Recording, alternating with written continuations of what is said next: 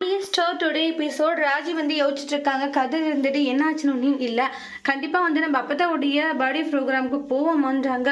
உனக்கு என்ன இதில் சந்தேகங்கப்பா, கண்டிப்பாக வந்து அப்பத்தாவுடைய பர்த்டே ப்ரோக்ராமுக்கு நம்ம தாராளமாக போவோன்றாங்க. அதனால இதெல்லாம் நினச்சி நீ பெருசாக கவலைப்பட்டுக்கிட்டு இருக்காது சரியான்றாங்க. நீயே சொல்லும் போது எனக்கு என்ன கவலை அப்படின்ட்டு ரொம்ப ஹாப்பியாக இருந்துட்டு இருக்காங்க. அதுக்கு அடுத்ததாக பார்த்தீங்கன்னா இங்கே ரெண்டு பேரும் சிரித்து பேசிட்டு இருக்காங்க. அப்பத்தாவுடைய ஃபங்க்ஷனை வந்து ஃபோட்டோ எடுக்க முடியல, எடுக்கலாம் அம்மா உங்ககிட்ட உன் தாத்தாவுடைய ஃபோட்டோ ஏதாச்சும் இருக்கா என்ன அப்படின்றாங்க.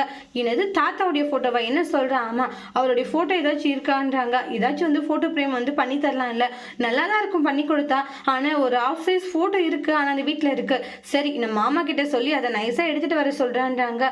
அது எடுத்துகிட்டு வர முடியுமான்றாங்க. கண்டிப்பாக எடுத்துகிட்டு வர முடியும், நான் அதை பற்றி சொல்கிறேன், சரி ஓகே அப்படின்ற மாதிரி சொல்லிடுறாங்க. அதுக்கு அடுத்ததாக பார்த்தீங்கன்னா பேசிட்டே அவங்க ரெண்டு பேரும் ஃபன் பண்ணிக்கிட்டு இருக்காங்க. அதுக்கு அடுத்ததான் வந்து பாண்டியன் ஹாலில் வந்து உட்காடுறாங்க. அதுக்கப்புறமா மாமா அப்படின்றாங்க. என்ன கோமதி என்ன ஆச்சுன்றாங்க. இல்லை அது வந்துன்றாங்க. இங்கே பாரு நீ என்ன சொல்ல வரேன்னு தெரியுது, உன் அம்மாவுடைய பிறந்தநாள் விழா தானே, நான் மறந்துட்டே இருப்பேன்னு நினச்சிருக்கேன் நீ, ஆனால் நான் மறக்கல சரியா, நான் ஞாபகம் வச்சுட்டு தான் இருக்கேன். பரவாயில்லையே எப்படியோ நல்ல வேலை ஞாபகம் வச்சுட்டு இருக்கீங்கன்றாங்க. பின்ன அதை மறந்து போயிருப்பேன்னு சொல்லி ஒவ்வொரு முறையும் நீ ஞாபகப்படுத்துற. சரி பசங்க கிட்டலாம் சொல்லிட்டா கொஞ்சம் நல்லா இருக்கும்னு நான் நினைக்கிறேன்றாங்க. இப்போ என்ன பசங்க கிட்டலாம் சொல்லணும் அவ்வளோதானே, சரி சொல்லிடலாம் அப்படின்னுவாங்க. எல்லாருமே கூப்பிடுறாங்க. என்னம்மா விஷயம் எல்லாரையும் கூப்பிடுறீங்கன்னு. டேய் இவரே சொல்லுவார், சொல்லுங்க கோமதி நீயே சொல்லு, எங்க நீங்க சொன்ன என்ன குறைஞ்சா போயிடுவீங்க சொல்லுங்கன்றாங்க.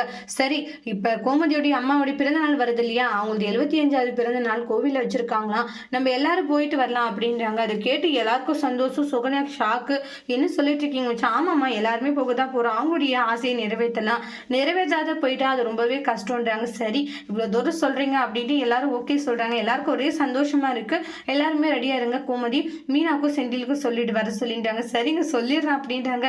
என்ன ரொம்ப சந்தோஷம் போலக்கா, சந்தோஷம் இல்லாத போயிருக்குமாடா, என்னால பறக்க முடியல அவ்வளவுதான், அவ்வளவு சந்தோஷமா இருக்குடா அப்படின்ட்டு சொல்லிட்டு இருக்காங்க.